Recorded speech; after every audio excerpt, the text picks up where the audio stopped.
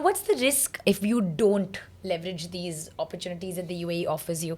Because I think sometimes you need to know what you're missing out on before it's too late, right? Yes. So what are the risks? So a lot of people that we interact with either start investing everything back home in the country, and that is where, if you look at Asian expats, being Indians or be it Pakistanis, what typically tends to happen is, if you look over the last 10-15 years, the currency is depreciated. So if you would have sent 1 million dirhams probably 10-15 years ago, that would have translated to probably 1.2 cr. Now once you want to bring that money, only about 500,000 dirhams is going to come, Yeah. because the currency has gone to about 24. Yeah. So that is where people tend to lose out and underestimate the power of investing in a dirham currency, which is pegged to the dollar. One is a stronger currency and lower inflation. Right. I want to explore that in a little bit more layman terms.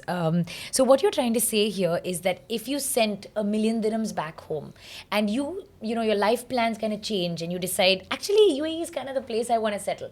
Looks like I've been here 10 years, might be here 20 or 30.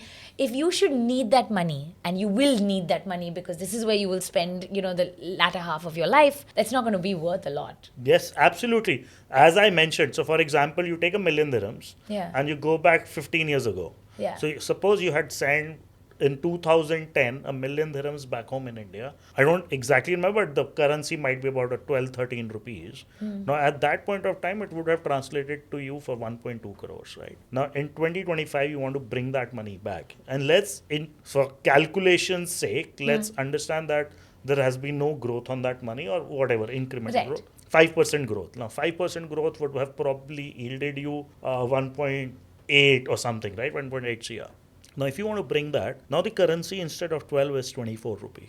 So eventually you get less than 1 million dirhams. Yeah. So you actually get back less than What you have put in, because let's not talk about the growth and the inflation, because that's at a different impact. Now, eventually that becomes the power of a currency. Right.